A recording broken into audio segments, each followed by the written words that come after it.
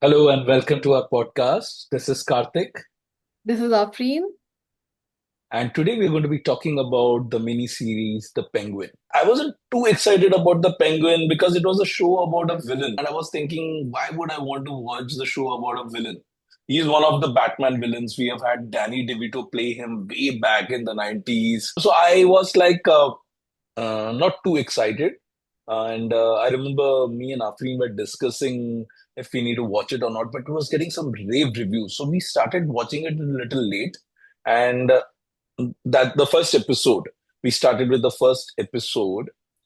So let me start with your impression about the series before you started watching it and what happened when you watched the first episode.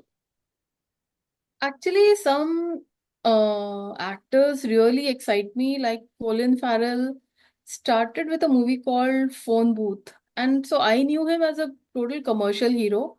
And then he did the movie called The Banshees of Inisherin that was nominated for Oscar. He got nominated for being in the actors category. So I really started respecting him as an actor because before that, I just knew him as a very commercial actor, not doing any kind of substantial roles.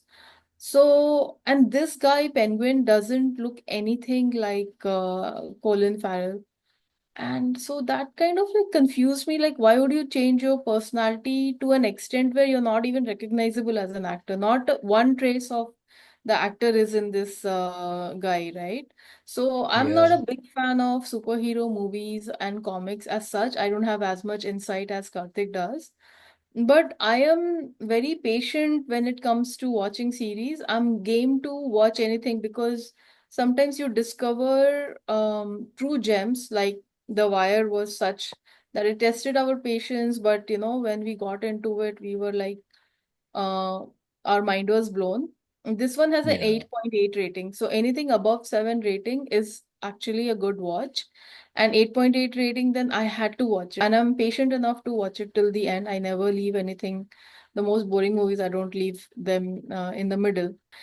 And when I was creating the background here, I saw like it says the city will be his. I wish I had seen this poster before because it kind of gives it all away. But I think here um, the real thing is that you may not fully like a person, you may not fully hate a person, but you want to try to understand their journey and the choices they make and try to see if you can find some resonance with it. And it's very difficult to find any resonance with the penguin, but yeah. So yeah, that's why we started watching it for me, just because of the actor.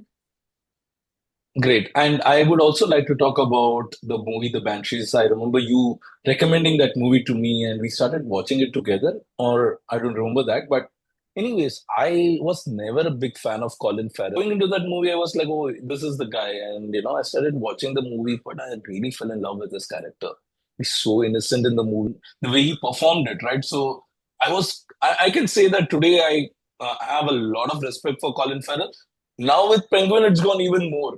The way he's performed him, his accent, the way he talks, and everything, the way he looks. Of course, it's prosthetics, but still to carry that look and to make it your own, right? So, great respect now for Colin Farrell. I'm excited for all his movies. I might watch some of his old movies as well. So that's my change of opinion about Colin Farrell now because of the Penguin. So when the episode started, right, the Penguin episode started, we'll go now into the story and what happens. Spoilers ahead. We might be talking about some important plot twists and turns while we are doing this podcast. Even if we don't intend, it might come out, right? So at the Director, right? end of every episode, they talk about the episode, and we didn't watch it because automatically, like, you have to consciously watch it, otherwise it just skips to the next one. So Hmm. today, just as a revision, I kind of watched all the last ones. And so when he's getting rid of the Falcon's son's body, there are these bunch of kids who have stolen the wheels of his car. And when he comes and when he starts shooting them or something, all of them run away except for one guy who's like stuttering. So his name is Victor. a young teenage boy maybe, and he stutters. So Penguin, his name Penguin comes because he has a limp in his leg, and so when he sees this Victor guy stutter, he's like, oh, this guy also has some sort of disability. That's why, he's like um feeling like an outsider. He's not accepted by the society as a normal person. So he kind of identifies with that, and he takes him under his wing. Yeah. I mean, there are obviously benefits to him, but still, there is some sort of, brothership between them, or at one point they Father even son, actually, more than that. I looked at him that as develops father over son. a Yeah. period of time, but in the beginning, Yeah. it's just that stutter and the disability of Penguin. His name is Right. actually Oswald, and he's known as Oz. And Mm. Oz and Victor then start working together, and that's what the first episode establishes, that these two are going to Yeah. be. Yeah. But I remember you talking about the pitch. Author pitched to HBO that there is this obviously a gangster family, and they are running Gotham City. But the son, when he's about to take over, he just gets killed in the first 10 minutes. And apparently, they approved the series just because of that pitch, that, oh, within 10 minutes, what? They were taken aback, like, what happened? So I was like, wow, great.